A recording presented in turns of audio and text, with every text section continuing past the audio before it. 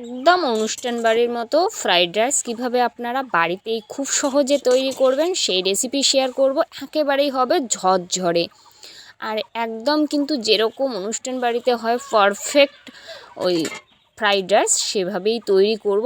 একদম সহজ পদ্ধতি, আর সবগুলোই কিন্তু হবে ঝরঝরে, দেখতে যতটা লোভনীয়। বন্ধুরা, আমরা কিন্তু ফ্রাইড রাইস সবাই কিন্তু বেশ পছন্দ করি, তবে আমি কিন্তু একটু বেশি পছন্দ করি। আমার তো মাংসের প্রয়োজন হয় না, এমনিতেই মানে অনেকটা খাই, আর মাংস হলে তো কোনো কথাই নেই। তো আমার মতো কে কে আছো প্লিজ এই ভিডিওটা স্কিপ না করে দেখতে থাকো। নমস্কার বন্ধুরা, নতুন একটা ভিডিও দেখার জন্য আপনাদের আরও একবার স্বাগত জানাই। আজ আপনাদের সাথে শেয়ার করব ভীষণ মজার একটা রেসিপি। প্লিজ আপনারা পুরো ভিডিওটা দেখতে থাকুন, আশা করি আপনাদের ভালো লাগবে। তো চলো রেসিপিটা শুরু করা যাক। বানানোর জন্য এরকম বাসমতি রাইস সেটা নিয়ে নেব। তো যে কোনো লম্বা যে দেখে চাল আছে সেটা নিলেই কিন্তু হবে। তো এইখানটায় 2 কাপেরই করব, আপনাদের লোক সংখ্যা যেরকম সেরকম আপনারা বাড়িয়ে কমিয়ে করতে পারেন।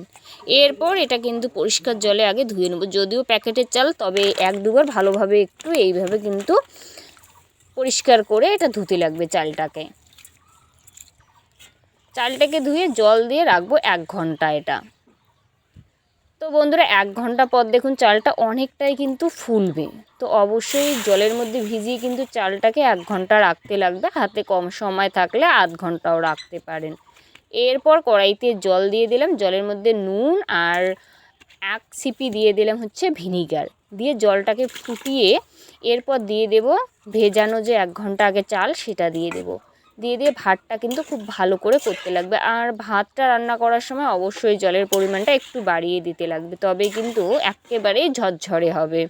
তো এই ছোটো ছোটো টিপসগুলো যদি আপনারা মনে রাখেন তাহলে কিন্তু ফ্রাইড রাইস তৈরি করতে কোনো ঝামেলা নেই, একেবারেই হবে ঝরঝরে অনুষ্ঠান বাড়ির মতো। চালটা কিন্তু একেবারেই 90% মতো সিদ্ধ করার পর জলটাকে কিন্তু অবশ্যই ভালোভাবে ঝরিয়ে কিন্তু নিতে লাগবে। এরকম যদি একটা হাতা হয় মানে ছিদ্রযুক্ত, তাহলে কিন্তু জলটা খুব সুন্দরভাবে ঝরিয়ে থালার মধ্যে রাখার পরে এটা কিন্তু ভালোভাবে ঠান্ডা করে নেব। দেখুন একেবারেই কিন্তু ঝরঝরে। আর এই পাশে আছে বিনস, একটু কিন্তু বাঁকা করে কাটছিলাম, আর আছে গাজর, আর কিছুটা ড্রাই ফ্রুটস সেটা কিন্তু অবশ্যই ড্রাই ফ্রুটস আপনাদের পছন্দ মতো দিতে পারেন, তবে কাজু আর কিশমিশটাই কিন্তু বেশি ভালো লাগে আমার, তো সেই জন্য আমি সেটাই নিচ্ছি। এরপর কড়াইতে দিয়ে দেবো একটু রিফাইন অয়েল, আর ঘি কিন্তু বেশ অনেকটাই। রিফাইন অয়েল এইখানটায় কম দিয়ে দিলাম, কারণ রিফাইন অয়েলটা একটু আমার কাছে কম ছিল, তো ঘিতেই বেশি করব, তাহলে খেতে বেশ ভালো লাগবে।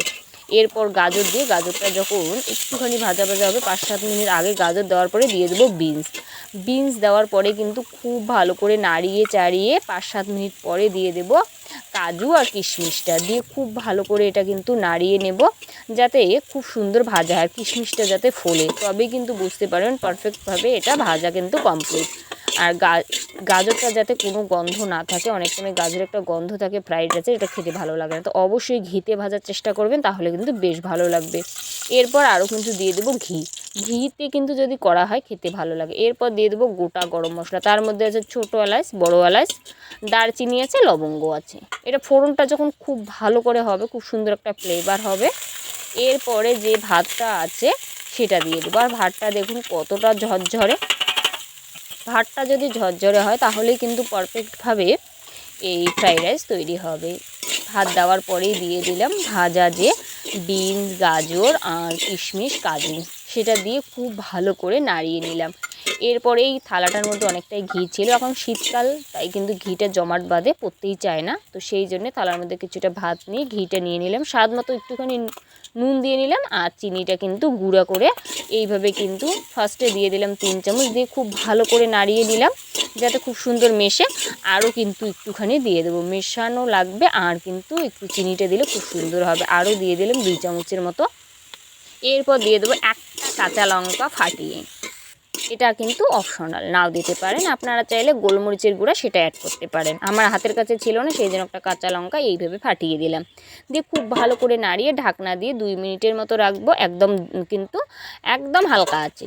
তো 2 মিনিট পর ঢাকনাটা খুলে এটা কিন্তু আমার একেবারেই রেডি। আরও একটু নাড়িয়ে নিলাম, আর দেখুন বন্ধুরা কতটা ঝরঝরে, প্রত্যেকটা ভাতেই কিন্তু আলাদা আলাদা হবে।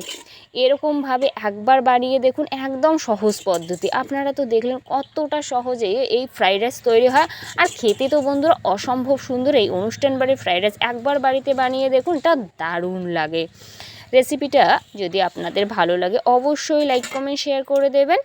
আর যদি এই চ্যানেলের প্রথমবার আমার রান্নার ভিডিও দেখছেন, প্লিজ চ্যানেলটাকে সাবস্ক্রাইব করে রাখবেন, পাশে থাকা বেল আইকনটি প্রেস করে রাখবেন, যাতে আমার রান্নার ভিডিওগুলো সবার আগে আপনার মোবাইলে পৌঁছায়। ততক্ষণ সবাই সুস্থ থাকবেন, ভালো থাকবেন। নেক্সট ভিডিও আবার দেখা হবে এরকমই কোনো সুন্দর রেসিপির সাথে।